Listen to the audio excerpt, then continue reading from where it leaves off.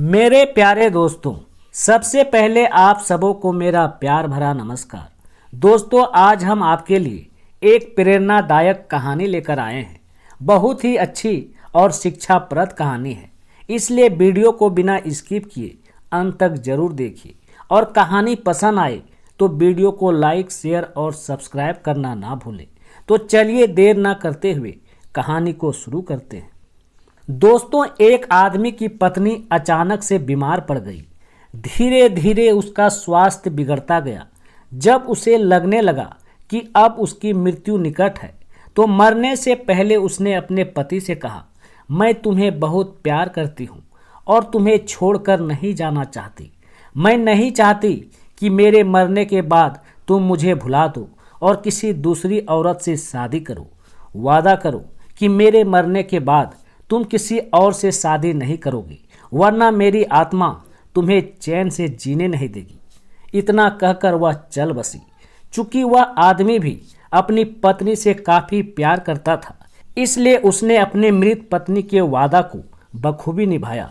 कुछ महीनों तक उस आदमी ने किसी दूसरी औरत की तरफ देखा तक नहीं, पर एक दिन उसकी मुलाकात एक खूबसूरत लड़की से हुई, जिसे वह चाहने लगा। बात बढ़ते बढ़ते शादी तक आ गई और उनकी शादी हो गई। शादी के ठीक बाद आदमी को लगा कि कोई उससे कुछ कह रहा है। मुड़कर देखा तो वह उसकी पहली पत्नी की आत्मा थी।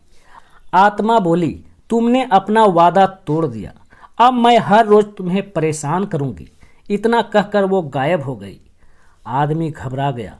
उसे रात भर नींद नहीं आई। अगले दिन भी रात को उसे वही आवाज़ सुनाई दी, मैं तुम्हें चैन से जीने नहीं दूंगी। मैं जानती हूँ कि आज तुमने अपनी नई पत्नी से क्या क्या बातें की। और उसने आदमी को सारी बात बता दी। आदमी डर कर कांपने लगा। अगले दिन वह शहर से बहुत दूर एक महात्मा के पास गया और सारी बात बता दी। महात्मा बोले, ये प्रेत बहुत चालाक है। उस आदमी ने घबराते हुए बोला, बिल्कुल बहुत चालाक है, तभी तो मेरी एक एक बात उसे पता होती है। महात्मा बोले, कोई बात नहीं, मेरे पास इसका भी इलाज है। इस बार जब तुम्हारी पत्नी का आत्मा आए तो मैं जैसा कहता हूँ ठीक वैसा ही करना। आदमी ने महात्मा की बात को ध्यान से सुना। उस रात जब आत्मा वापस आई तो आदमी बोला, तुम इतनी चालाक हो कि मैं तुमसे कुछ भी नहीं छिपा सकता, इसलिए अब से जैसा तुम चाहती हो वैसा ही होगा। मैं अपनी पत्नी को छोड़ने के लिए तैयार हूँ, पर उसके लिए तुम्हें मेरे एक प्रश्न का जवाब देना होगा, और अगर तुम जवाब न दे पाई तो तुम्हें हमेशा हमेशा के लिए मेरा पीछा छोड़ना होगा। आत्मा बोली, मंजूर है, पूछो अपना प्रश्न।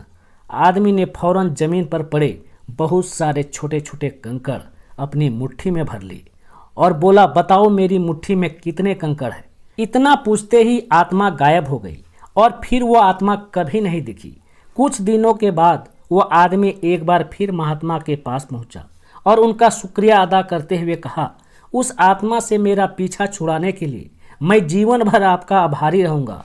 पर मैं ये नहीं समझ पाया कि आखिर उस प्रश्न में ऐसा क्या था कि एक झटके में आत्मा गायब हो गया। महात्मा बोले, बेटा, दरअसल कोई आत्मा था ही नहीं। मतलब? आदमी आश्चर्य से बोला। महात्मा ने उसे समझाते हुए कहा, हाँ, कोई आत्मा था ही नहीं।